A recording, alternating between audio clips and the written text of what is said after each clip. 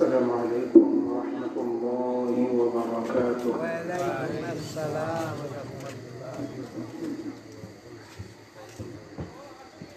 إن الحمد لله نحمده ونستعينه ونستغفره ونؤمن به ونتوكل عليه ونعوذ بالله من شرور أنفسنا ومن سيئات أعمالنا. من يهده الله فلا مضل له ومن يضلله فلا هادي له. ونشهد أن لا إله إلا الله الحي القيوم الذي لا تأخذه سنة ولا نوم.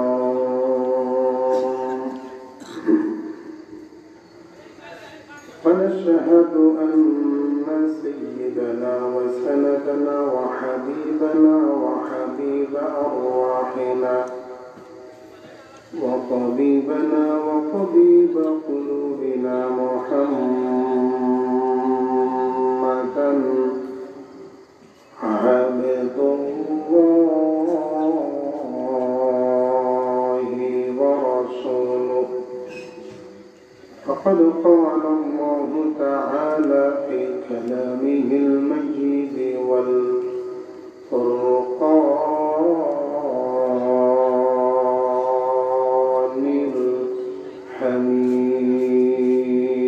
الحميد. সকলে আমার সাথে পড়ুন। أعوذ بالله من الشيطان الرجيم. بسم الله الرحمن الرحيم.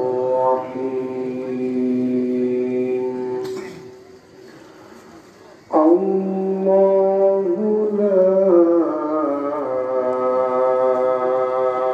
إله إلا هو الحي القيوم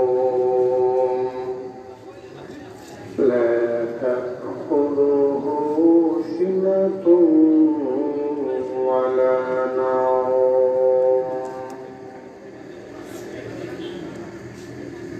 من ذا الذي يشفع عنده إلا بإذنه يعلم ما بين أيديهم وما خلفهم ولا يحيطون بشيء من علمه إلا بما شاء.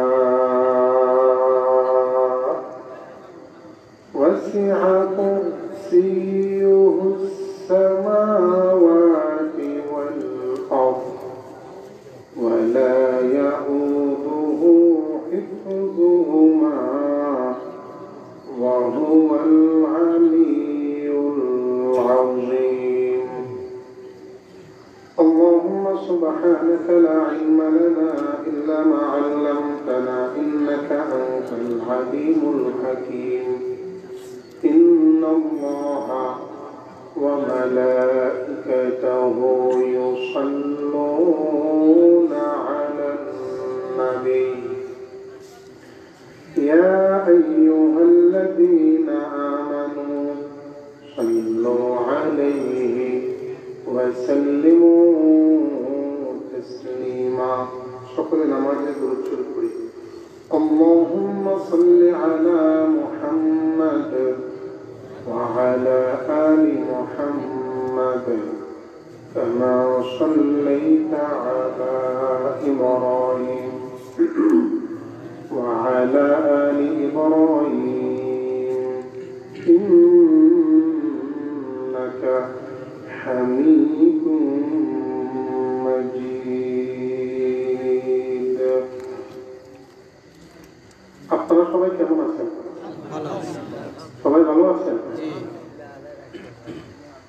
বলার ভঙ্গিমায়, বসার স্টাইলে বোঝা যায় যে অনেকটা অসুস্থ আছেন। আসলে অসুস্থ আছেন কেউ? ভয়ের কিছু নেই যে অসুস্থতার কথা প্রকাশ করলে আপনারা লজ্জিত হয়ে যাবেন।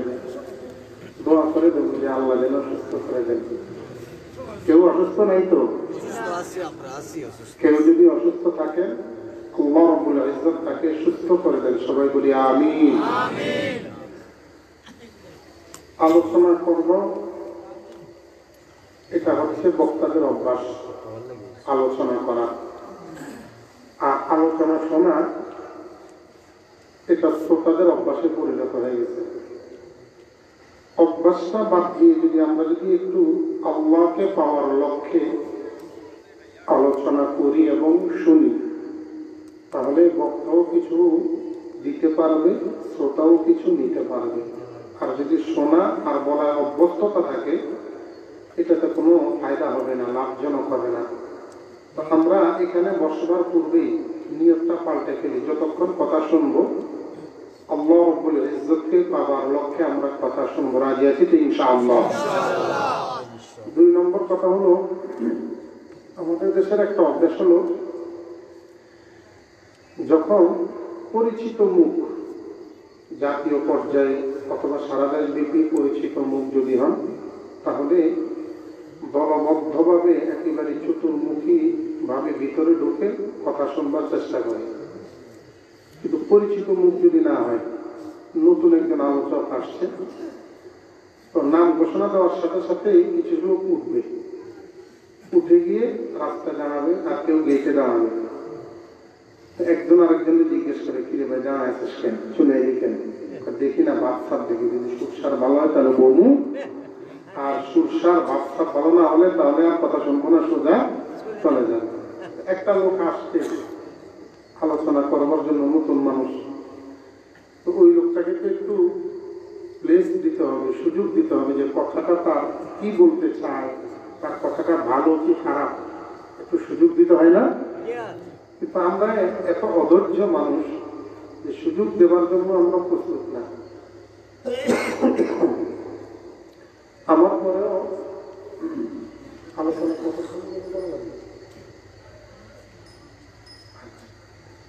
তো আমরা এরকম অধৈর্য একটা জাতি, তো ওই অধৈর্যতা যেন আমাদের ভিতরে না আসে, ধৈর্য যেন আমাদের ভিতরে আসে, আমরা সেই চেষ্টা করব। আর এই ক্ষেত্রে আপনাদেরকে একটা হাদিস শোনাবো। হাদিস শোনানোর পরে ইনশাআল্লাহ আমি আমার মূল আলোচনা চলে যাব।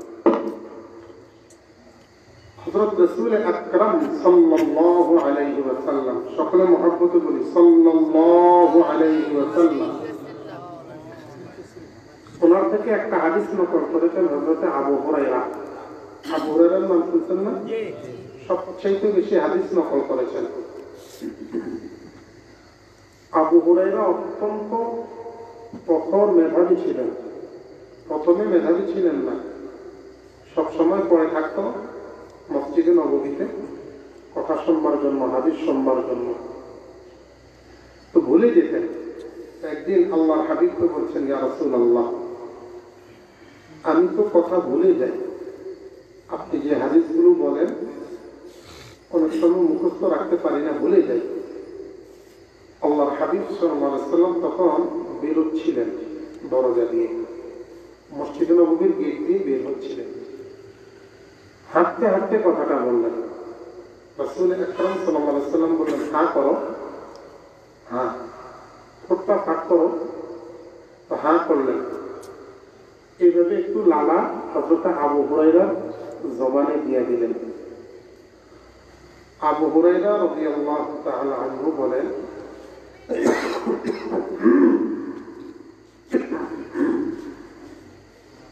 ওই দিনের পর থেকে আল্লাহর হাবিব যতটা হাদিস আমার কাছে বলেছেন, একটা হাদিস আমি মৃত্যু পর্যন্ত ভুলি নাই। সুবহানাল্লাহ বলবেন না?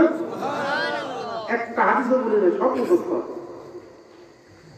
তো আবু হুরায়রা রাদিয়াল্লাহু তাআলা আনহু হাদিসটা বর্ণনা করেছেন আপনাদের জন্য, যাতে অধৈর্য না হয় এই জন্য। হাদিসটা কি? মুসনাদ আহমদ ইমাম আহমদ ইবনে হাম্বল রাহিমাহুল্লাহ তাআলা হাদিসটি এনেছেন। বাবু আহাদিসি আবি হুরাইরা একটা অধ্যায় আছে, অর্থাৎ আবু হুরাইরা যত হাদিস সব হাদিস।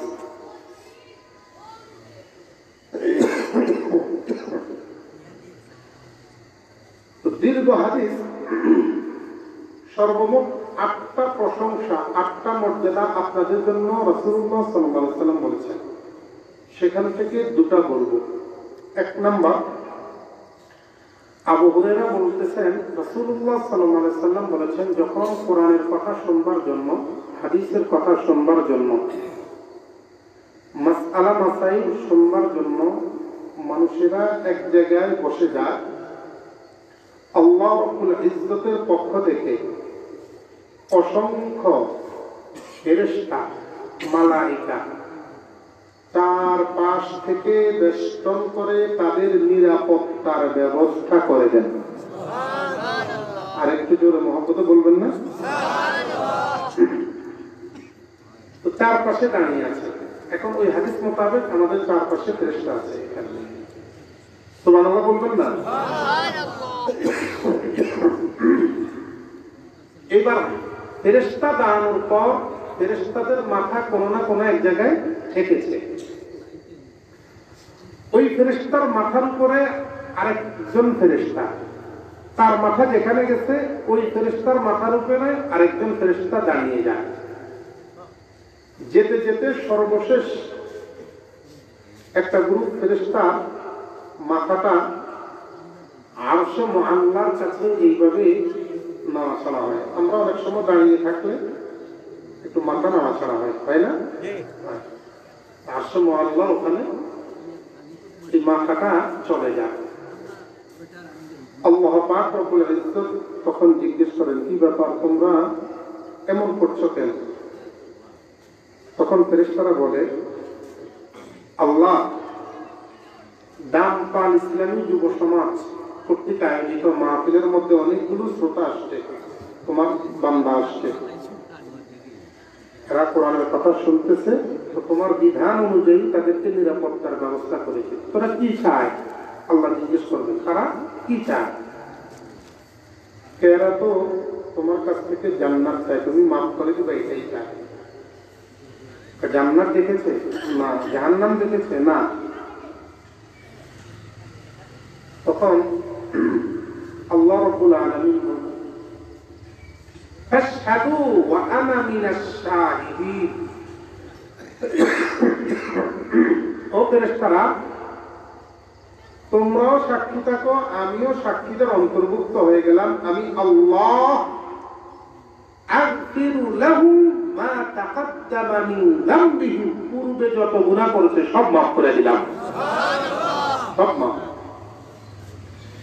এরপরে সর্বশেষ হযরত আবু হুরায়রা বলেন,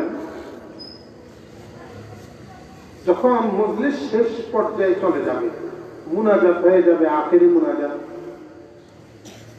আখেরি মুনাজাতের মুহূর্তে একজন ফেরেশতা হঠাৎ করে দৌড়ে আসে আরশে মুআল্লার কাছ থেকে, এসে মজলিসের চারপাশে দৌড়াদৌড়ি করে আর বলতে থাকে, ওয়ায়ুনাদিল মুনাদি আবশিরু বিল জান্নাহ। অনুবাদ শোনার আগে চিল্লায় বলি আল্লাহু আকবার। একজন ফেরেশতা বলেন, দৌড় দিতে থাকেন আর বলতে থাকেন, ও আল্লাহর বান্দারা, ও কোরআনের শ্রোতারা, ও হাদিসের শ্রোতারা, ও ডালপাল এলাকার মানুষেরা, শুনে রাখো, আল্লাহ পাক রব্বুল ইজ্জত তোমাদেরকে জান্নাত ওয়াজিব করে দিয়েছেন। সুবহানাল্লাহ। এটাই শেষের কাজ। আগে যা বলেছি সব এখন চলছে, আর জান্নাত ঘোষণা হবে একেবারে শেষে। কখন? একেবারে শেষে। কোন সময়? আখেরি মুনাজাতের সময়। এখন ফাঁক দিয়ে যদি কেউ উঠে যায় তাহলে জান্নাতের শুভ সংবাদ পাবে? জোরে বলেন, পাবে? পাবে না। ফাঁক দিয়ে যদি উঠে যান তাহলে শুভ সংবাদ পাওয়া সম্ভব না, এই জন্য শেষ পর্যন্ত থাকতে হবে। তাহলে ইনশাআল্লাহ আমরা শেষ পর্যন্ত থাকতে রাজি আছি তো ইনশাআল্লাহ। আল্লাহ পাক আমাদেরকে কবুল করুন।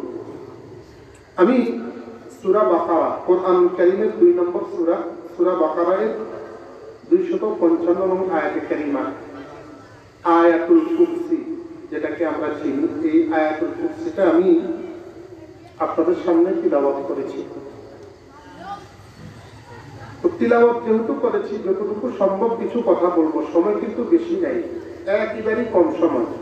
এই অল্প টাইমের ভিতরে যতটুকু সম্ভব ইনশাআল্লাহ কিছু আলোচনা করব। আল্লাহ রাব্বুল আলামিন তার এই আয়াতে কারিমার মধ্যে তার বড়ত্ব এবং তাওহীদ বা এবং আল্লাহ রাব্বুল ইজ্জতের প্রভাব প্রতিপত্তি সম্পর্কে আলোচনা করেছেন। আল্লাহু লা ইলাহা ইল্লা হুয়াল হাইয়ুল কাইয়্যুম লা তাখুযুহু সিনাতুন ওয়ালা নাওম। আল্লাহ, তিনি ছাড়া কোনো ইলাহ নেই, তিনি ছাড়া কোনো রব নেই, তিনি ছাড়া কোনো প্রতিপালক নেই। আল হাইয়ুল কাইয়্যুম, তিনি হচ্ছেন চিরঞ্জীব। চিরঞ্জীব বুঝেন? যার কখনো মৃত্যু নেই, যার কখনো কি নেই, মৃত্যু নেই। আপনাদের কষ্ট হয়? কষ্ট হয়? আপনাদের একটা হাদিস শোনেন, কষ্ট যেন না হয়। বুখারী শরীফ একটা কিতাবের নাম শুনছেন না? হ্যাঁ, 2 নম্বর খণ্ড, একেবারে শুরুতেই আছে কিতাবুল মাগাজি, বাবু মা জাআ ফি গাজওয়াতি মুতা, একটা অধ্যায় আছে। 5367 নং হাদিস, আব্দুল্লাহ ইবনে উমর রাদিয়াল্লাহু তাআলা আনহু হাদিসটা নকল করেছেন। عن عبد الله بن عمر رضي الله تعالى عنه أنه قال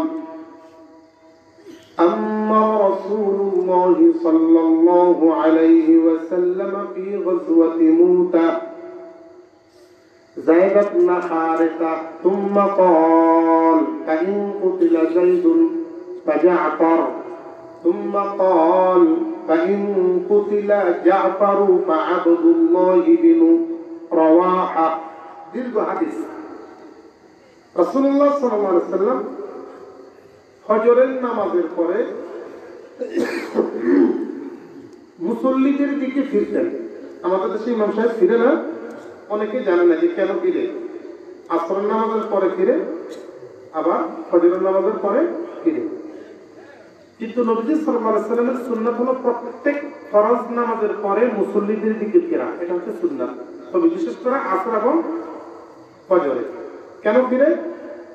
ফজরের নামাজের পরে আল্লাহর হাবিব সাল্লাল্লাহু আলাইহি ওয়াসাল্লাম ফিরে জিজ্ঞেস করতেন, এই গতকাল রাত্রে বেলা কে কোন স্বপ্ন দেখেছ বলো, আমি স্বপ্নের ব্যাখ্যা দেব।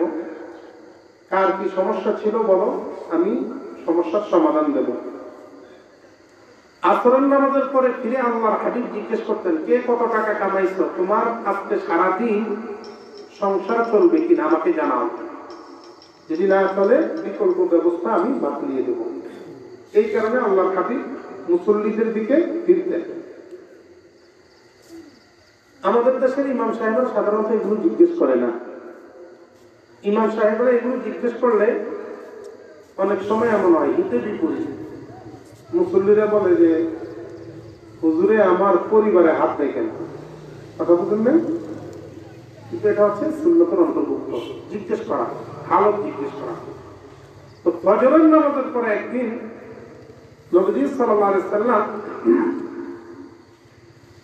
মুসল্লিদের দিকে ফিরে বলতেছে, তোমাদের সাথে আজকে আমার একটা কথা আছে। তাই রাসূলুল্লাহ বলেন, তাই তোমাদেরকে শাম দেশের মুতা প্রান্তরে যুদ্ধের জন্য পাঠাবো। যুদ্ধের জন্য যখনই বলা হতো সাহাবায়ে কেরাম স্বতঃস্ফূর্ত ভাবে রাজি হয়ে যেতেন। সাথে সাথে হাত তুলে বলতেছেন, ইয়া রাসূলুল্লাহ, আমরা প্রস্তুত আছি, আমাদেরকে বলেন। তো বলতেছেন যে তোমাদের সকলকে মুতার প্রান্তরে যুদ্ধের জন্য পাঠাবো, জিহাদ করার জন্য। তো জিহাদ ফি সাবিলিল্লাহ করার জন্য পাঠাবো, আমি আমির নিযুক্ত করে দিচ্ছি, সেনাবাহিনীর প্রধান নিযুক্ত করে দিচ্ছি। প্রথমে আমি সেনাবাহিনীর প্রধান বানিয়ে দিলাম যায়েদ ইবনে হারেসাকে।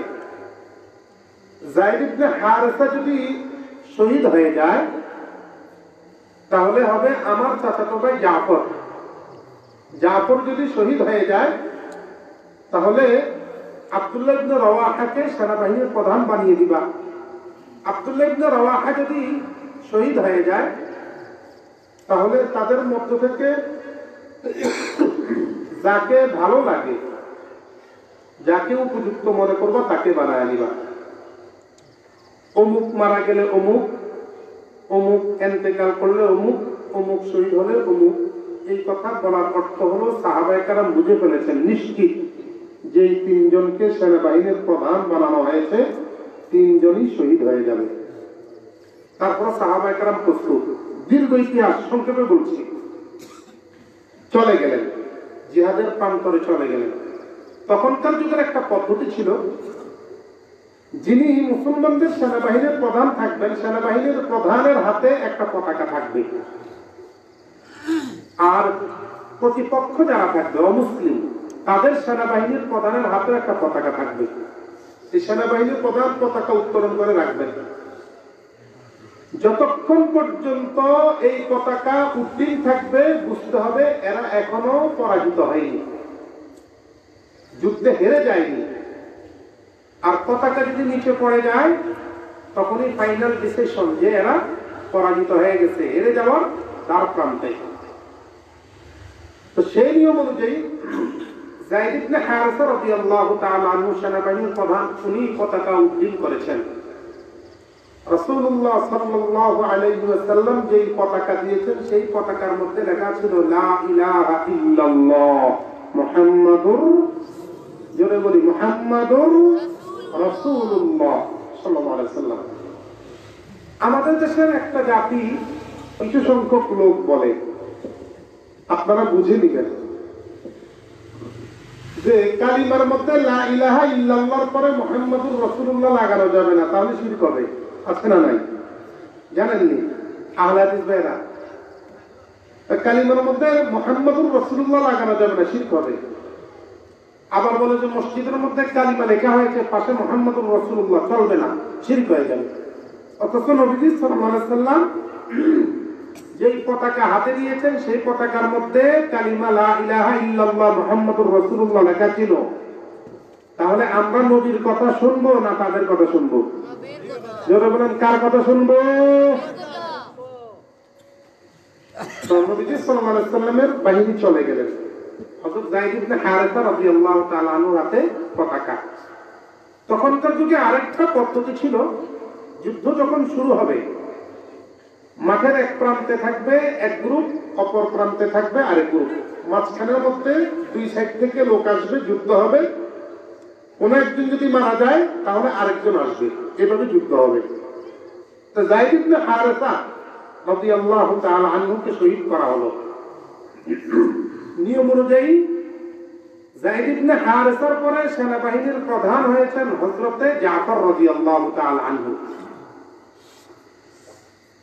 জাফর রাদিয়াল্লাহু তাআলা আনহু সেনাবাহিনীর প্রধান, পতাকা উড্ডীন করেছেন। পতাকার মধ্যে নাম আছে কার? কার নাম? জোরে বলি, কার? এইবার পতাকা উড্ডীন, যুদ্ধ চলছে। এক কাফেরের বাচ্চা চিন্তা করলো, আমাদের যদি যুদ্ধে বিজয় লাভ করতে হয় তাহলে জাফরের হাতে যে পতাকা আছে এই পতাকা জমিনে ফেলে দিতে হবে। এই পতাকা জমিনে যদি ফেলা হয় তাহলে আমাদের বিজয় একেবারে নিকটে চলে আসবে। এই জন্য বুদ্ধি করে চিন্তা করলো, তাহলে জাফরের হাত থেকে পতাকা কিভাবে ফেলানো যায়। একেবারে দূর থেকে ঘুরে এসে পিছনে দাঁড়াইছে। দাঁড়িয়ে মনে মনে ভাবতেছে তাহলে এখন কি করা যায়। তো চিন্তা করলো ডান হাতের মধ্যে পতাকা, তাহলে ডান হাত বিচ্ছিন্ন করা যেতে পারে, কেটে যাওয়া যেতে পারে। এই জন্য পিছন দিক থেকে তরবারি দ্বারা ডান হাতের মধ্যে আক্রমণ করেছে, সাথে সাথে ডান হাত বিচ্ছিন্ন হয়ে পড়ে গেছে। আমি আর আপনি যদি হতাম, চিন্তা করতাম ডান হাত বিচ্ছিন্ন হয়ে গেছে, এখনো বাম হাত বাকি আছে, তো আমি আমার জানটা নিয়ে চলে যাই, বাম হাত তো এখনো বাকি আছে। হযরতে জাফর রাদিয়াল্লাহু তাআলা আনহু ডান হাত পড়ার সাথে সাথে উনি কি করেছেন, বাম হাত দ্বারা কালিমার পতাকা, আল্লাহর নাম জড়িত পতাকা আকাশমুখী করে দিয়েছেন। তো কাফের বাচ্চা চিন্তা করলো বাম হাত দ্বারা পতাকা উড্ডীন করেছে, তাহলে বাম হাত রাখার দরকার কি, বাম হাত রাখা যাবে না। এই জন্য বাম হাতের মধ্যে তরবারি দ্বারা আঘাত, বাম হাত বিচ্ছিন্ন হয়ে গেছে, এখন দুই হাত নেই, কাটা। আমি আর আপনি যদি হতাম, চিন্তা করতাম এখনো তো আমার জানটা আছে, আমি নিজে নিজে পালিয়ে যাই, দুইটা হাত চলে গেছে, বাঁচার এখনো সুযোগ আছে, চলে যাই। কিন্তু তিনি সেটা করেননি, তিনি চিন্তা করেছেন আল্লাহর নাম খচিত পতাকা জমিনে পড়বে আর আমি বেঁচে থাকবো, এটা হতে পারে না। সাথে সাথে মাথাটাকে ঝুঁকিয়ে দিয়ে দুই দাঁত দ্বারা কামড় দিয়ে আল্লাহর নাম খচিত পতাকা আকাশমুখী করে দিয়েছেন। আর একটু চিল্লায় বলবেন না সুবহানাল্লাহ। কাফের বাচ্চা চিন্তা করলো লোকটা তো ভয়ঙ্কর নাছোড়বান্দা, আক্রমণ যেইভাবে করি কাজ হচ্ছে না। এই জন্য চিন্তা করলো তাহলে এই লোকটার জবান থেকে কালিমার পতাকা ফেলতে হবে। তো কি করা যেতে পারে, তাহলে দুনিয়া থেকে বিদায় করে দিতে হবে। এই জন্য প্রথমে পিঠের মধ্যে আঘাত করেছে, হযরতে জাফর এভাবে ঘুরে গেছেন। এবার বুকের মধ্যে আঘাত করেছে, জাফর রাদিয়াল্লাহু তাআলা জমিনের মধ্যে শুয়ে গেছেন। আল্লাহু আকবার। কালিমার পতাকা এখনো দাঁতে।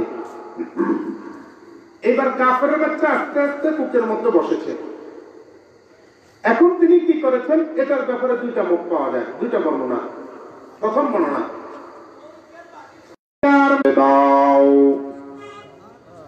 আব্দুল্লাহ ইবনে রাওয়াহা সাথে সাথে দৌড়ে আসলেন, এতক্ষণ পর্যন্ত খেয়াল করেন নাই, দ্রুত এসে কাফেরের বাচ্চাকে দুনিয়া থেকে বিদায় করে দিয়েছে। আর হযরতে জাফর রাদিয়াল্লাহু তাআলা আনহুর জবান থেকে কালিমার পতাকা নিয়ে আকাশমুখী করে দিয়েছে। এটা হলো প্রথম বর্ণনা। দুই নম্বর বর্ণনা, হযরতে জাফর রাদিয়াল্লাহু তাআলা আনহু যখন শুয়ে পড়েছেন, কাফেরের বাচ্চা বুকের উপর বসে গেছে। জাফর চিন্তা করলেন, যদি জবান দ্বারা কথা বলতে যাই তাহলে আমার জবান থেকে কালিমার পতাকা নিচে পড়ে যাবে, আমি জিন্দা থাকতে কালিমার পতাকা নিচে যাবে, এটা আমি দিতে পারি না।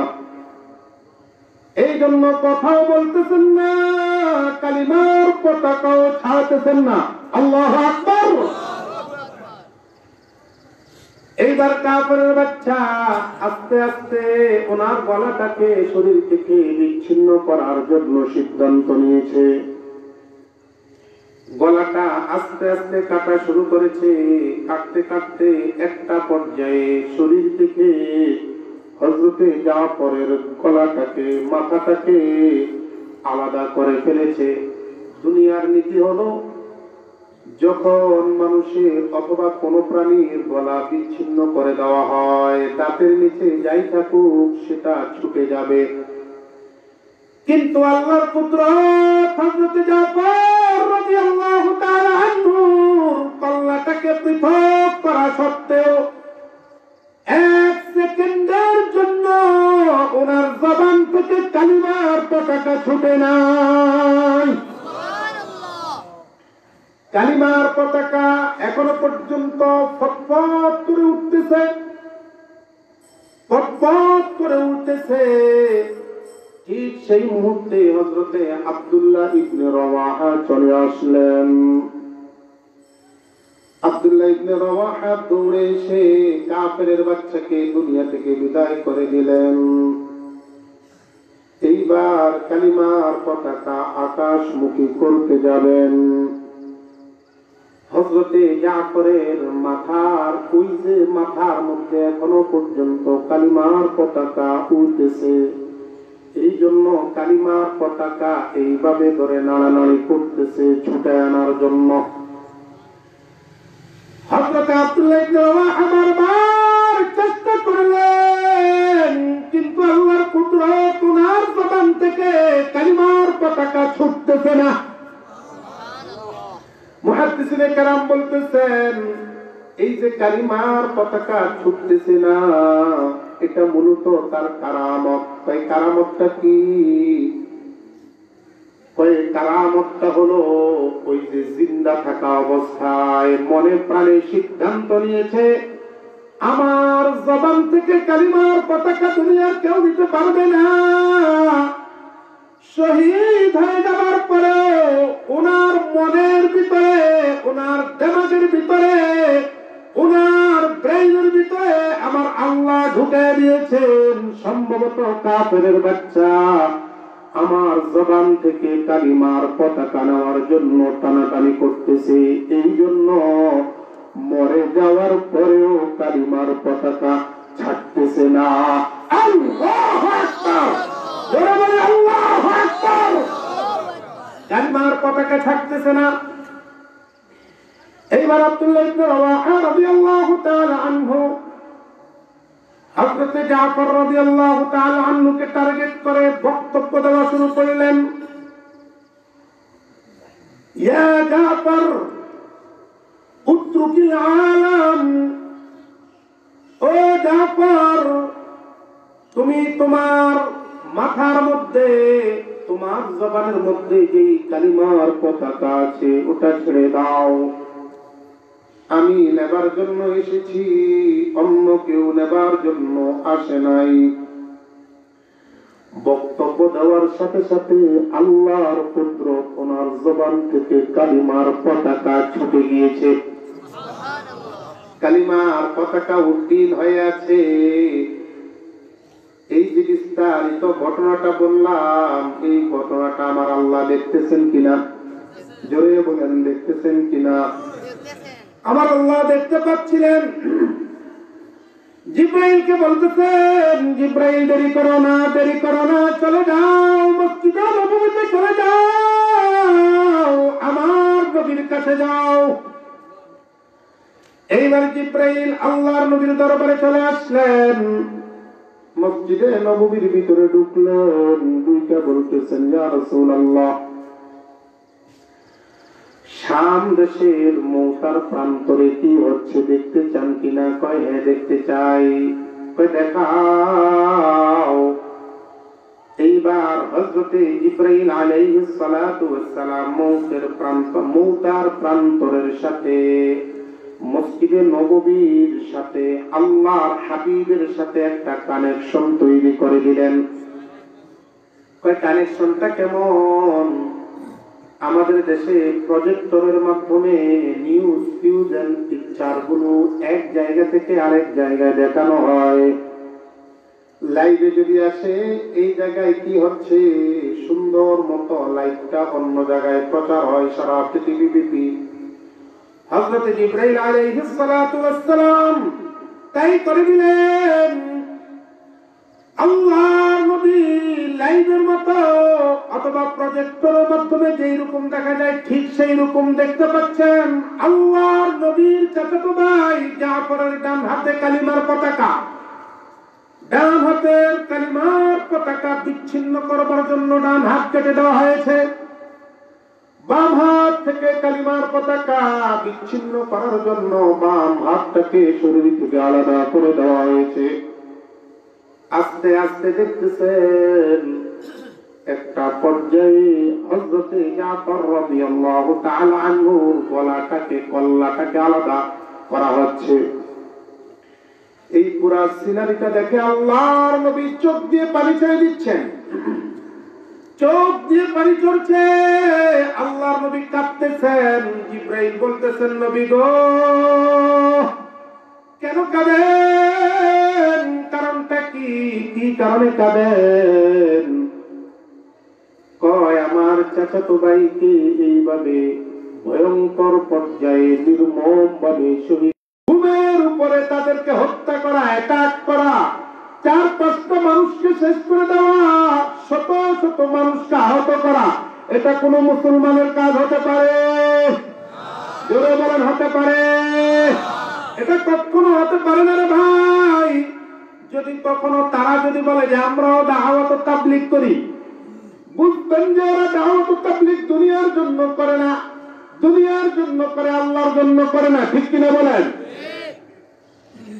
এইবার হযরত জাফর রাদিয়াল্লাহু তাআলা আনহু, আল্লাহর নবী দেখতে পাচ্ছেন ওনাকে আস্তে আস্তে শহীদ করা হচ্ছে। নবীজি কাঁদতেছেন। জিবরাইল বলতেছেন, নবী কাঁদেন কেন? কয় আমি না কাঁদলে তাহলে আমার চাচাতো ভাইয়ের জন্য কে কাঁদবে? কয় কাঁদার দরকার নাই, কাঁদার দরকার নাই। জাফর ডান হাত আল্লাহর নাম উদ্দিন করবার জন্য শহীদ করেছে, আল্লাহর নাম উদ্দিন করবার জন্য বাম হাত শহীদ করেছে। আমার আল্লাহ জাফরকে দুইটা হাত আল্লাহর জন্য শহীদ করার কারণে দুইটা হাতের বিনিময়ে জান্নাতের মধ্যে 2টা পাখির ডানা দান করে দিয়েছেন। সুবহানাল্লাহ বলবেন না? মনে প্রাণে একবার বলি আল্লাহু আকবার। ওই 2টা ডানা আমার আল্লাহ তাকে দান করেছেন। এইবার বিশ্বনবী প্রশ্ন করলেন, ডানা দ্বারা কি লাভ? ডানা দ্বারা কি বুঝি? মন চাইবে আমি এখন জান্নাতের এই প্রান্তে আছি, ওই প্রান্ত কি হচ্ছে আমি দেখতে চাই। অথবা জাফরের যখন মন চাইবে জান্নাতের এক প্রান্ত থেকে অপর প্রান্তে একটু ঘুরতে চাই। ওই 2টা ডানা দ্বারা এইভাবে উঠা নামা করে মুহূর্তের মধ্যে জান্নাতের এক প্রান্ত থেকে অপর প্রান্তে চলে যেতে পারবে। তাহলে বোঝা গেল আল্লাহ তাআলার নাম নিলে, আল্লাহ তাআলার নাম উদ্দিন করলে, আল্লাহ তাআলার নামটাকে সমুন্নত যদি করা হয়, জান্নাতের মধ্যে ডানা দান করবেন কে? জোরে বলেন কে? আল্লাহু আকবার। এক হাত উঠে বলে আল্লাহু আকবার, 2 হাত উঠে বলে আল্লাহু আকবার। আল্লাহ আমাদের সবাইকে কবুল করে নাও, সবাই বলি আমিন। আমি আলোচনা করতেছিলাম আয়াতুল কুরসি। আয়াতুল কুরসি পারে না মুসল্লিদের মধ্যে, এইরকম লোক খুব কম আছে। আচ্ছা, আপনাদের মধ্যে আয়াতুল কুরসি কে কে পারেন একটু দেখেন তো? মাশাআল্লাহ, মাশাআল্লাহ, অধিকাংশই পারে। আল্লাহ সবাইকে আয়াতুল কুরসি পাঠ করতে করতে ইন্তেকাল করবার তৌফিক দান করুন, সবাই বলি আমিন। এখন হাদিস বলবো। আয়াতুল কুরসি 2টা দিক। প্রথম দিক হচ্ছে ফাদাইলু আয়াতুল কুরসি, আয়াতুল কুরসির ফজিলত, এটা তেলাওয়াত করলে কি লাভ লস, 1 নম্বর। 2 নম্বর হলো আহকামু আয়াতুল কুরসি, আয়াতুল কুরসির বিধিবিধান। তা আমি আগে যেই পাঠ সেটা হচ্ছে ফাদাইলু আয়াতুল কুরসি, আয়াতুল কুরসির কিছু ফজিলত বর্ণনা করব। এরপরে যদি আল্লাহ তৌফিক দান করেন ইনশাআল্লাহ এরপরে আহকাম বর্ণনা করব যদি সময় থাকে। প্রথম বিষয়, মিশকাতুল মাসাবিহ একটা হাদিস গ্রন্থ আছে। قال رسول الله صلى الله عليه وسلم من قرأ آية الكرسي بعد الصلوات الخمسة لم تموت يدخله إلا الجنة أو كما قال النبي عليه الصلاة والسلام বিশ্ব নবী মুহাম্মদুর রাসূলুল্লাহ সাল্লাল্লাহু আলাইহি ওয়াসাল্লাম বলেছেন, কোন ব্যক্তি যখন 5 ওয়াক্ত নামাজের পরে 5 ওয়াক্ত নামাজের ফরজ নামাজ আদায় করার পরে সালাম ফিরাবে, ডান দিকেও সালাম ফিরাবে, বাম দিকেও সালাম ফিরাবে, সালাম ফেরানো শেষ, এরপরে আয়াতুল কুরসি তিলাওয়াত করবে। আয়াতুল কুরসি তিলাওয়াত করলে আমার আল্লাহ ওই লোকটা ইন্তেকাল হওয়ার সাথে সাথে আল্লাহর জান্নাত ওয়াজিব করে দিবেন। তাহলে বোঝা গেল আয়াতুল কুরসি নামাজের পরে তিলাওয়াত করলে জান্নাত দিবেন কে? জোরে বলেন কে? যাইতে রাজি আছেন তো ইনশাআল্লাহ? তাহলে আজকের থেকে আমল শুরু হয়ে যাবে। কে কে রাজি আছেন? আল্লাহ আমাদের সবাইকে কবুল করেন। তাহলে প্রথম যে আমল সেটা হলো নামাজের পরে সালাম ফেরাবেন। নামাজের পরে সালাম ফেরাবেন। সালাম ফেরানোর পরে আমরা কি বলি? আস্তাগফিরুল্লাহ, আস্তাগফিরুল্লাহ বলি না? আব্দুল্লাহ ইবনে আব্বাস রাদিয়াল্লাহু তাআলা আনহু একটা হাদিস আছে বুখারী শরীফের, বাবু দুআই, বাবু মা জাআ ফি দুআই বাদা সালাওয়াতিল মাকতুবা। বুখারী একটা অধ্যায় আছে যে ফরজ নামাজ আদায়ের পরে যে সমস্ত দোয়া পড়া হয় সেই দোয়াগুলো সম্পর্কে একটা অধ্যায় আছে। আব্দুল্লাহ ইবনে আব্বাস রাদিয়াল্লাহু তাআলা আনহু বলেন, সাল্লাল্লাহু রাসূলুল্লাহ قرأ رسول الله صلى الله عليه وسلم الله أكبر بعد السلام। রাসূলুল্লাহ সাল্লাল্লাহু আলাইহি ওয়াসাল্লাম নামাজের সালাম ফেরানোর পরে ছোট্ট করে হালকা আওয়াজে বলতেন আল্লাহু আকবার। কি বলতেন? সবাই বলেন আস্তে, ওখানে চিল্লায় না, আস্তে। মনে করেন যেমন আসসালামু আলাইকুম ওয়া রাহমাতুল্লাহ, আসসালামু আলাইকুম ওয়া রাহমাতুল্লাহ, আল্লাহু আকবার। বুঝেন নাই? আস্তে, সাউন্ড একবারে আস্তে, এইভাবেও না আল্লাহু আকবার, এইভাবেও না, মাঝামাঝি আল্লাহু আকবার। এখন আগে আস্তাগফিরুল্লাহ পড়বে না আল্লাহু আকবার পড়বেন, এটা নিয়ে মুহাদ্দিসদের মধ্যে অনেকে বলছেন, কেউ বলছেন যে আল্লাহু আকবার আগে বলা ভালো, আবার কেউ উত্তম, আবার কেউ বলছেন যে আস্তাগফিরুল্লাহ আগে বলা উত্তম। আগে পরে যেটা মন চায় সেটা করবেন, তবে আল্লাহু আকবারের আওয়াজটা একটু হালকা হবে যাতে করে নিজের কানে শোনা যায়। প্রথমে বলবো আল্লাহু আকবার, এরপরে 3 বার বলবো আস্তাগফিরুল্লাহ, আস্তাগফিরুল্লাহ, আস্তাগফিরুল্লাহ। কয়বার হলো? 3 বার। এরপরে যদি সময় থাকে সুবহানাল্লাহ 33 বার। কয়বার? আলহামদুলিল্লাহ 33 বার। কয়বার? আল্লাহু আকবার 33 বার। অন্য একটা আছে 34 বার। তো 33 বার বলেন আর 34 বার বলেন, বলেন, অসুবিধা নেই। যদি সময় থাকে এটা পড়বেন। এরপরে আয়াতুল কুরসি পড়বেন, আল্লাহু লা ইলাহা ইল্লা হুয়াল হাইয়ুল কাইয়্যুম, এটা পড়বেন। আল্লাহর নবী বলতেছেন বান্দা যখন এই কাজটা করবে, এই সুন্দরভাবে আমলটা করবে, আমার আল্লাহ ঘটনাক্রমে যদি তার ওই দিন মৃত্যু লেখা হয়ে যায় তাহলে আমার আল্লাহ তার জন্য জান্নাত ওয়াজিব করে দিবেন। একেবারে সহজ আমল এটা, এই আমলটা করবেন। একদিন রাসূলুল্লাহ সাল্লাল্লাহু আলাইহি ওয়াসাল্লামের দরবারে একটা লোক উপস্থিত হয়েছে, জওয়ান লোক, যাহা রাজুলুম মিনাশ শাবাব। আল্লামা ইবনে কাসীর রাহিমাহুল্লাহু তাআলা এই আয়াতুল কুরসির ব্যাখ্যা লিখতে গিয়ে হাদিসটা এনেছেন। যুবক আল্লাহর নবীর দরবারে গেলেন, যা বলতেছেন ইয়া রাসূলুল্লাহ উরিদু আন আনকিহা, ওগো নবী আমার মন চায় আমি বিবাহ করি।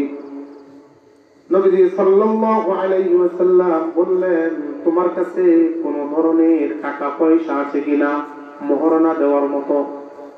কয় ইয়া রাসূলুল্লাহ আমার কাছে মহারণা দেওয়ার মতো কোনো টাকা পয়সা নাই। এইবার বিশ্বনবী সাল্লাল্লাহু আলাইহি ওয়াসাল্লাম জিজ্ঞেস করলেন আইন্নাকা সূরাতুল ইখলাস, তোমার কাছে কি সূরা ইখলাস নাই? অর্থাৎ আল্লাহর নবী জিজ্ঞেস করলেন, তোমার কাছে কি সূরা ইখলাস মুখস্থ নাই? বলতেছেন, ইয়া রাসূলুল্লাহ, অবশ্যই আমার কাছে সূরা ইখলাস মুখস্থ আছে, আমি সূরা ইখলাস মুখস্থ পারি। আল্লাহর নবী সাথে সাথে আবার প্রশ্ন করলেন, আইনদাকা মাওজুদুন আয়াতুল কুরসি, তোমার কাছে আয়াতুল কুরসি মুখস্থ আছে কিনা, মওজুদ আছে কিনা? এইবার ওই সাহাবী টকবকে যুবক বলতেছেন, ইয়া রাসূলুল্লাহ, কোনো সন্দেহ নাই, আমি আয়াতুল কুরসি মুখস্থ পারি, আমার মুখস্থ আছে। এবার রাসূলুল্লাহ সাল্লাল্লাহু আলাইহি ওয়াসাল্লাম সাথে সাথে বললেন, কাফা বিক, সূরা ইখলাস তোমার মুখস্থ আছে, আয়াতুল কুরসি তোমার মুখস্থ আছে, এটাই তোমার জন্য যথেষ্ট। এখন এটা তোমার জন্য যথেষ্ট, এর অর্থটা কি? মুহাদ্দিসিনে কেরাম কেউ কেউ বলছেন, রাসূলুল্লাহ সাল্লাল্লাহু আলাইহি ওয়াসাল্লাম বুঝাতে চেয়েছেন, তুমি যদি তোমার স্ত্রীকে 3 বার সূরা ইখলাস মুখস্থ করিয়ে দিতে পারো, আর যদি আয়াতুল কুরসি তোমার স্ত্রীকে বিবাহের পরে মুখস্থ করিয়ে দিতে পারো পড়িয়ে পড়িয়ে, তাহলে তোমার উপর যে মহারণা দেন মোহর ছিল, এই দেন মোহর আল্লাহর পক্ষ থেকে মাফ হয়ে যাবে। সুবহানাল্লাহ। আবার কেউ কেউ বলেছেন যে না, আয়াতুল কুরসি এটা হলো কোরআনের আয়াত, সূরা ইখলাস এটা হলো কোরআনের আয়াত, এটা যদি শেখানো হয়, এটা যদি স্ত্রীকে পড়ানো হয়, তাহলে এটা দেনমোহর আদায় হবে না। রাসূলুল্লাহ সাল্লাল্লাহু আলাইহি ওয়াসাল্লাম বুঝাতে চেয়েছেন, একজন স্ত্রীকে বিবাহ করার পর তার উপর যতটুকু দেনমোহর ওয়াজিব হয়, কথার কথা এই জমানায় কমপক্ষে 50 অথবা 1 লক্ষ টাকা দেনমোহর তার উপর দেওয়া আবশ্যক। ওই দেনমোহরটা আমার আল্লাহর দরবারে এই পরিমাণ দামি, আল্লাহর রাস্তায় ব্যয় করার কারণে কুরবান করলে যেই পরিমাণ দামি হয়ে যাবে, কোন ব্যক্তি আয়াতুল কুরসি মুখস্থ করলে তার চাইতেও বেশি দামি হয়ে যাবে। কথা বুঝেন নাই? কথা বুঝছেন? তার মানে দেনমোহর যেই পরিমাণ আপনার উপর আবশ্যক, ওই পরিমাণ দেনমোহর যদি আল্লাহর রাস্তায় যদি ব্যয় করেন, সাদকা করেন, গরিব মিসকিনকে দান করেন, সওয়াব আছে না নাই? জোরে বলেন, আছে না নাই? আছে।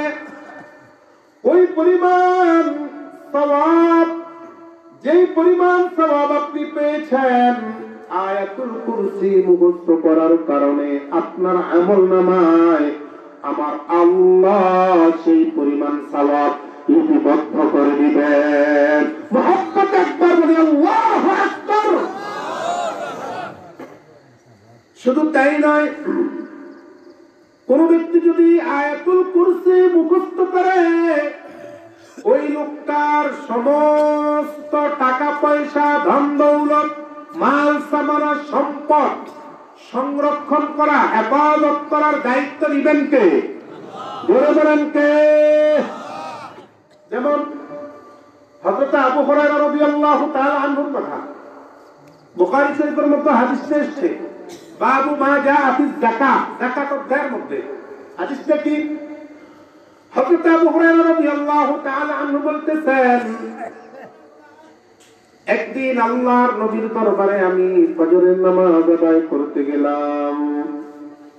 নবীজি ফজরের নামাজের পর আমাকে ডাক দিলেন, ডাক দিয়ে বলতেছেন, ও আবু হুরায়রা, আমি তোমাকে একটা দায়িত্ব দেব। ওয়াক্কালানি রাসূলুল্লাহ সাল্লাল্লাহু আলাইহি ওয়াসাল্লাম ফি যাকাতিল মাল। রাসূলুল্লাহ সাল্লাল্লাহু আলাইহি ওয়াসাল্লাম সাথে সাথে বললেন, ও আবু হুরায়রা, তোমাকে আমি একটা দায়িত্ব দেব। ইয়া রাসূলুল্লাহ, কি দায়িত্ব? কয়, রাষ্ট্রীয় কোষাগারে যে সমস্ত যাকাতের মাল আছে, এই যাকাতের মালগুলো তুমি পাহারা দিবা, তুমি পাহারা দিতে থাকবা। কতদিনের জন্য? কয় যতদিন পর্যন্ত আমি তোমাকে মানা না করব ততদিন পর্যন্ত জিম্মাদার, তত্ত্বাবধায়ক। আরো সহজে বলা যায়, যত অর্থনীতি আছে কোষাগারের, রাষ্ট্রীয় কোষাগারের সব কিছুর পাহারাদারি তুমি করবা। এবার হযরত আবু হুরায়রা বলতেছেন, নবী সাল্লাল্লাহু আলাইহি ওয়াসাল্লাম আমাকে যখন নিযুক্ত করে দিলেন, প্রতিদিন এশার নামাজের পরে গিয়ে আমি পাহারা দিতাম।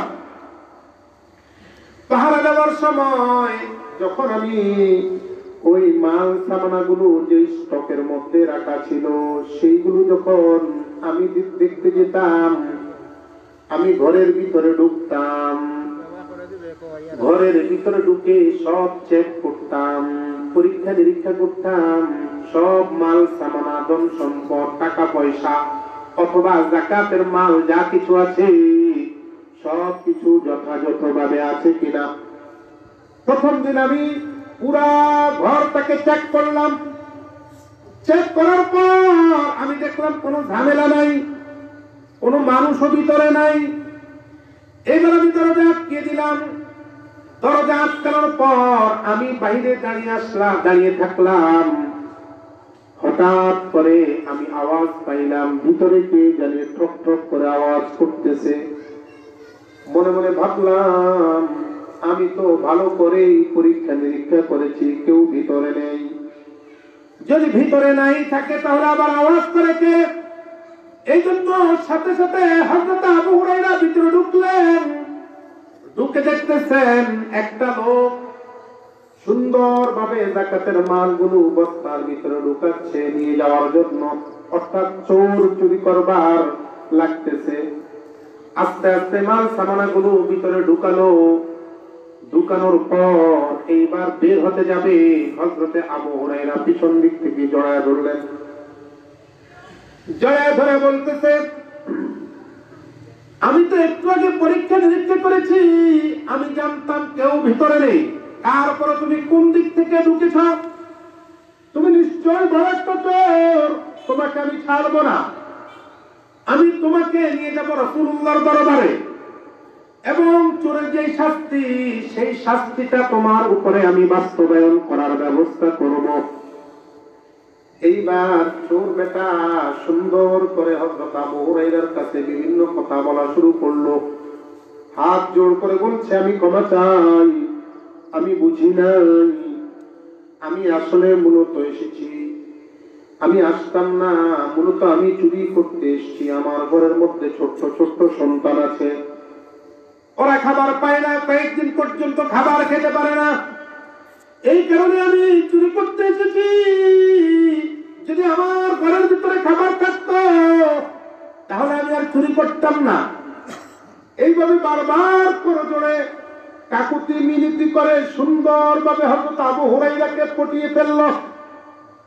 আবু হুরায়রা রাদিয়াল্লাহু তাআলা আনহু চিন্তা করলেন, লোকটা তো বড় অসহায়, এই লোকটাকে যদি আমি নবীজির দরবারে নিয়ে যাই তাহলে তো চোরের যেই বিধান, চোরের যেই শাস্তি তার উপর প্রয়োগ করা হবে। দরকার কি, গরিব মানুষ, তার উপরে প্রয়োগের দরকার নাই, ছেড়ে দিলেন। ফজরের নামাজ পড়ার জন্য মসজিদে নববীতে ঢুকলেন। আল্লাহর নবী সাল্লাল্লাহু আলাইহি ওয়াসাল্লাম নামাজের সালাম ফেরালেন। আবার আল্লাহর নবী মুসল্লিদের দিকে ফিরলেন, তাকিয়ে দেখছেন হযরত আবু হুরায়রা সুন্দর মতো ওই কর্নারে নামাজ পড়তেছে। এইবার আবু হুরায়রা রাদিয়াল্লাহু তাআলা আনহুকে জিজ্ঞেস করলেন, ও আবু হুরায়রা, গতকাল রাত্রের বেলা যে তুমি একজন চোর পাকড়াও করেছিলা, ওই চোরের কি হালত? চোর কোথায় গেল? আবু হুরায়রা তো হতভম্ব হয়ে গেলেন, কি ব্যাপার? চোরের ব্যাপারটি আমি জানি, আর ওই চোর বেটা জানে, আর তো কেউ জানে না। তাহলে রাসূলুল্লাহ সাল্লাল্লাহু আলাইহি ওয়াসাল্লাম জানলেন কোত্থেকে? এখান থেকে কিছু সংখ্যক লোকেরা দাবি করতে চায় নবী হাজির নাজির গায়েব জানেন। এখান থেকে কিছু লোক প্রমাণ করতে চায় নবীজি নাকি গায়েব জানেন। আসলে নবীজি গায়েব জানেন না, আল্লাহ জানাইছেন। জোরে বলেন, জানাইছেন কে? আরো জোরে বলুন, জানাইছেন কে? আল্লাহ তাআলা জানিয়েছেন। নবীজি নিজের থেকে জানেন নাই, বরং আল্লাহ জানিয়েছেন। আর একটা কথা মনে রাখবেন, গায়েব বলা হয়, এটা আরবি শব্দ। গায়েব বলা হয় যেটা চোখের দৃষ্টির আড়ালে থাকে এবং যেটা অনুভূতির আড়ালে থাকে। যেমন এই পিছনে কি হচ্ছে আমরা জানি না এবং আমাদের অনুভূতি তো নাই সেখানে কি হচ্ছে, তাহলে এটা গায়েব। কিন্তু বাতাস আমার গায়ে আসছে, বাতাস দেখি না, কিন্তু অনুভূতিটা আসছে যে হ্যাঁ বাতাস লাগতেছে, তাহলে এটা গায়েব না। কথা বলেন নাই? এটা কোনো গায়েব না। অনুভূতির বাইরে, দৃষ্টির বাইরে যেটা হবে সেটাকে বলা হবে গায়েব। আর গায়েবের কথাটা যদি কেউ আপনাকে জানায় দেয়, ওটার গায়েব থাকে না, ওটা দৃশ্যমান হয়ে যায়, গায়েবের বাইরে হয়ে যায়। রাসূলুল্লাহ সাল্লাল্লাহু আলাইহি ওয়াসাল্লামের কাছে এই কথাটা পুরোপুরি গায়েব ছিল, কিন্তু রাসূলুল্লাহকে জানিয়ে দিয়েছেন কে? এখন আর গায়েব নাই, এখন রাসূলুল্লাহ সাল্লাল্লাহু আলাইহি ওয়াসাল্লামের কাছে এটা ওহী হয়ে গেছে।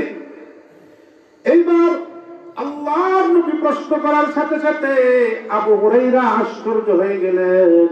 কি ব্যাপার? নবীজি সাল্লাল্লাহু আলাইহি ওয়াসাল্লাম ব্যাপারটি কিভাবে জানলেন?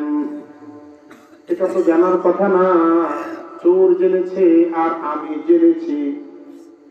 এবার আল্লাহর নবীর প্রশ্নের জবাবে হযরত আবু হুরায়রা বলতেছেন, ইয়া রাসূলুল্লাহ খাল্লাইতু সাবিলা, আমি তাকে তার রাস্তায় ছেড়ে দিয়েছি। কয় কেন ছেড়ে দিয়েছো? কয় মায়া লেগে গেছে। এইবার বিশ্বনবী সাল্লাল্লাহু আলাইহি ওয়াসাল্লাম বলতেছেন, গতকাল রাতে এসেছে, মনে রাখবা আবু হুরায়রা, আজকেও আবার আসবে। সুবহানাল্লাহ বলবেন না? আজকেও আবার আসবে। এই কথাটাও জানিয়ে দিয়েছেন কে? আজকে আসবেন নবীজি জানতেন না, জানাইছেন কে? এবার আবু হুরায়রা রাদিয়াল্লাহু তাআলা আনহু শুরু থেকে প্রস্তুত হয়ে গেলেন। আজকে যখন বেটারে দেখবো আর কোনো ছাড়াছাড়ি নাই, যতই কাকুতি মিনতি করুক আজকে আর ছাড়াছাড়ি হবে না। এইবার ঘরের ভিতরে গেলেন, যাকাতের মালগুলো যেখানে মধ্যে স্টকে রাখা হয় সেখানে গেলেন, ভিতরে গেলেন, চেক করলেন, চারদিকে ঘোরাফেরা করলেন, লোকটা আছে কিনা, দেখছে না, কেউ নাই। এইবার দরজাটাকে লক করে দিলেন, দরজার সামনে দাঁড়ানো, দেখি আজকে যদি ঢুকতে দেখি তাহলে শুরুতেই ধরবো। আবু হুরায়রা অনেকক্ষণ পর্যন্ত পাহারাদারি করলেন, কিন্তু পাহারাদারি করলে কাম হবে কি? কাউকে দেখতে পাচ্ছেন না। হঠাৎ করে আগের মতো, গতকালকের মতো ঠক ঠক আওয়াজ শুনলেন, কে যদি ভিতরে আছে। আবু হুরায়রা সাথে সাথে দরজা খুলে তাড়াতাড়ি ভিতরে ঢুকলেন। যা দেখতেছেন ওই যে গতকাল যেই চোর এসেছিল ওই চোরটা এখনো পর্যন্ত আবার আসছে, সুন্দরভাবে যাকাতের মালগুলো বস্তার ভিতরে ঢুকাচ্ছে আর তাড়াতাড়ি করছে, দ্রুত চলে যাবে। এইবার হযরত আবু হুরায়রা রাদিয়াল্লাহু তাআলা আনহু আর দেরি করেন নাই, পিছন দিক থেকে জাবড়ে ধরলেন। বেটা, গতকালকে ছেড়েছি, নবীজি তো সত্যই বলেছেন তুমি আজকে আসবা, ঠিকই তো আসছো, তোমাকে আজকে আর ছাড়া যাবে না। আজকে তোমাকে নবীর দরবারে নেবই নেব, এমনকি তোমাকে নেব, এমনকি তোমার উপর চোরের যে বিধান আছে, যেই শাস্তি আছে সেটা বাস্তবায়ন করে ছাড়বো। এবার লোকটা আবার কান্নাকাটি শুরু করে দিল। আবু হুরায়রা, আমি জানি তুমি নবীজির সাহাবী, তোমার দিল অত্যন্ত নরম, আসলেও আমি চুরি করতে আসতাম না। ঘরের মধ্যে বড় অভাব, ঘরের মধ্যে বড় অভাব দেখা দেওয়ার কারণে বাচ্চারা খেতে পারে না, তাদের খাবারের জন্য আমাকে এই কাজে লিপ্ত হতে হচ্ছে। তুমি আজকে আমাকে ছাড়াই দাও, ওয়াদা দিলাম কালকে কিন্তু আর আসবো না। আবু হুরায়রার মায়া লেগে গেল। আবু হুরায়রা চিন্তা করলো তাহলে আজকে ছেড়ে দেই। এইবার ছেড়ে দিলেন। ফজরের নামাজ পড়তে গেলেন, ফজরের নামাজ পড়ার পরে আল্লাহর হাবিব হযরতে আবু হুরায়রাকে প্রশ্ন করলেন, আবু হুরায়রা, ওই যে গতকাল রাত্রে বেলা তোমার সাথে চোর আবার দেখা দিয়েছে, কি করেছো? কয় ইয়া রাসূলুল্লাহ খাল্লাইতু সাবিলা, ছেড়ে দিছি। কয় কেন ছাড়ছো কেন? কয় এমন ভাবে কাকুতি মিনতি করছে, কান্নাকাটি শুরু করেছে, দয়া লেগে গেছে, ছেড়ে দিয়েছি। বিশ্বনবী সাল্লাল্লাহু আলাইহি ওয়াসাল্লাম বলতেছেন, মনে রাখবা আজকে সেই চোর আবার আসবে। সুবহানাল্লাহ বলবেন না? জোরে বলি সুবহানাল্লাহ।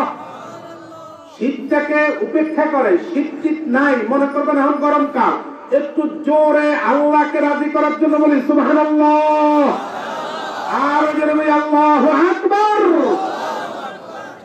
এইবার হযরত আবু হুরায়রা রাদিয়াল্লাহু তাআলা আনহু বলতেছেন, নবীজি গতকালকেও বলেছেন আজকে আসবে, ঠিকই আসছে।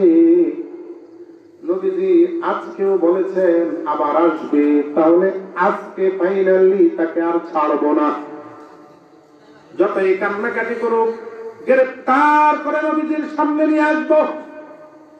এইবার পূর্ব পরিকল্পিত ঘরটাকে পুরা যাচাই বাছাই করলেন, কোথাও কেউ আছে কিনা। দেখলেন যে ঘরের ভিতরে কেউ নাই। আবু হুরায়রা মনে মনে ভাবলেন, যেহেতু নাই তাহলে আর কোনো টেনশনও নাই। দরজাটা আটকে দিলেন। এইবার ঘরের বাহিরে অপেক্ষমান পাহারারত। হঠাৎ করে আবু হুরায়রা আগের মতো খটখট আওয়াজ শুনতে লাগলেন। সুবহানাল্লাহ। আওয়াজ শুনে হযরতে আবু হুরায়রা রাদিয়াল্লাহু তাআলা আনহু ভিতরে ঢুকলেন। যা দেখতেছেন গত 2 দিনের যেই চোর, ওই চোর আবার আসছে। এইবার পিছন দিক থেকে জড়ায় ধরছে। কয় বেটা, 2 দিন ছেড়েছি, আজকে চূড়ান্ত ভাবে সিদ্ধান্ত, কোনোভাবেই তোকে ছাড়বো না। এবার বহুত কাকুতি মিনতি করছে, কয় আমাকে ছেড়ে দাও, আমি আর আসবো না।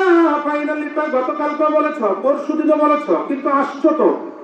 কই কি করবো, ঘরে অভাব, না এসো পারি না।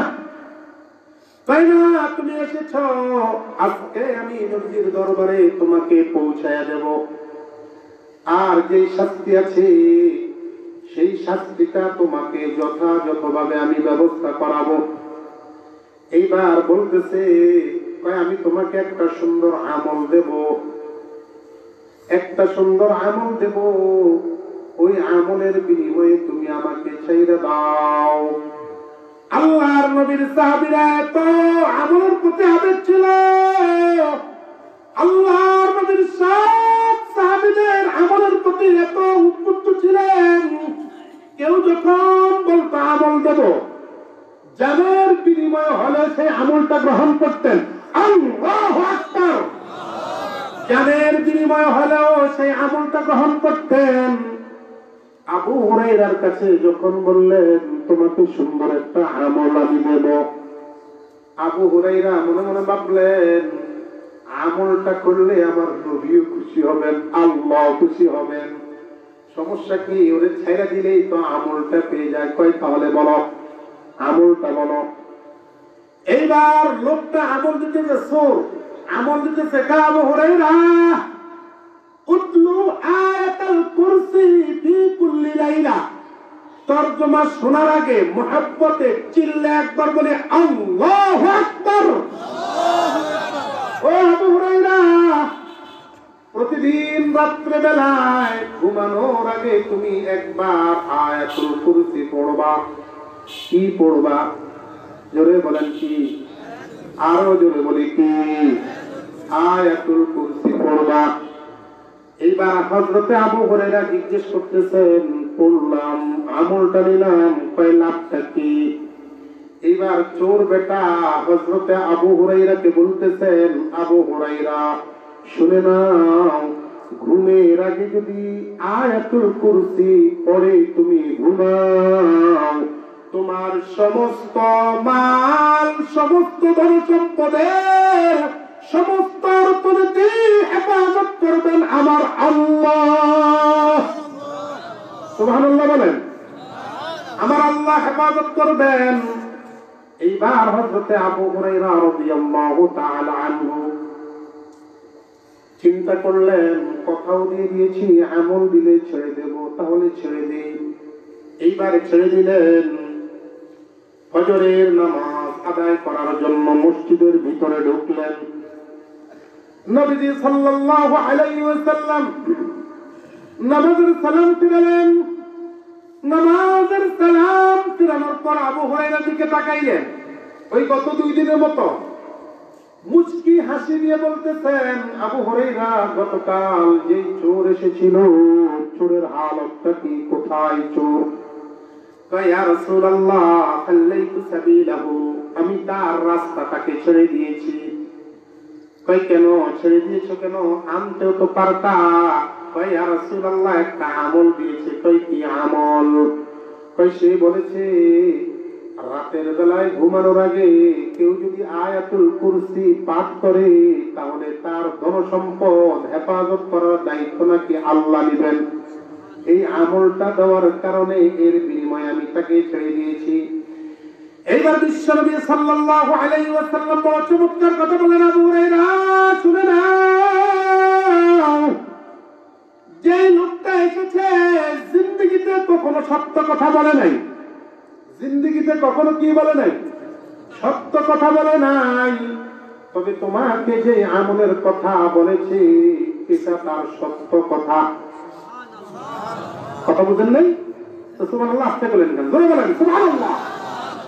জিন্দেগিতে কোনোদিন সত্য কথা বলে নাই, জিন্দেগিতে কোনোদিন সত্য কথা বলে নাই, কিন্তু তোমাকে যে আমলটা দিয়েছে ওই আমলটা কিন্তু সত্য কথা। এইবার হযরত আবু হুরায়রা উদ্গ্রীব হয়ে জিজ্ঞেস করতেন, ইয়া রাসূলুল্লাহ তাহলে লোকটাকে? ওই লোকটার কেউ না, সে হলো মিস্টার ইবলিস। মিস্টার, নাম শুনছেন ইবলিসের? যারা বলেন নাম শুনছেন? আমরা যার প্রতারণায় পড়ে নামাজ ছেড়ে দেই, আমরা যার দোকায় পড়ে, আমরা যার পিছনে পড়ে নামাজ ছেড়ে দেই, আমরা যার পিছনে পড়ে, যার দোকায় পড়ে, দুনিয়ার মধ্যে পড়ে যাই, গুনাহ করি, ওই লোকটার নাম হলো ইবলিস। ইনশাআল্লাহ আজ থেকে আমরা ওয়াদা করি, ইনশাআল্লাহ এখন থেকে আজকে এই মাহফিল থেকে আমরা একটা ওয়াদা করতে পারি, যতদিন আমার আল্লাহ আমাকে জীবিত রাখবেন 5 ওয়াক্ত নামাজ জামাতে পড়বো, 5 ওয়াক্ত নামাজ জামাতের সাথে আদায়ের পর ইনশাআল্লাহ আয়াতুল কুরসির আমল করব। যদি রাজি থাকেন, যদি আল্লাহকে খুশি করানোর জন্য প্রস্তুত থাকেন, তাহলে সবাই একটু মনে প্রাণে আমার আল্লাহকে 2টা হাত দেখান। আল্লাহ, আল্লাহ জিন্দেগি তার নামাজ ছাড়বো না, জিন্দেগি তার নামাজ ছাড়বো না, চেষ্টা করবো জামাতের সাথে নামাজ পড়তে এবং যে আলোচনা হলো সেটার উপর আমল করতে। আল্লাহ তুমি আমাদেরকে তৌফিক দেন। সবাই বলি আমিন, আর জোরে বলি আমিন, আর জোরে বলি আমিন। আমার আলোচনা শেষ। যদিও প্রথমে মানুষ কম ছিলেন, আলহামদুলিল্লাহ আপনারা আসছেন, আপনাদের স্বতঃস্ফূর্ততা দেখে খুশি হয়েছে। আমি একটু অসুস্থ ছিলাম, যেহেতু একবারে 11টা বাজে গাড়িতে চলছি, সরাসরি স্টেজে আসছি।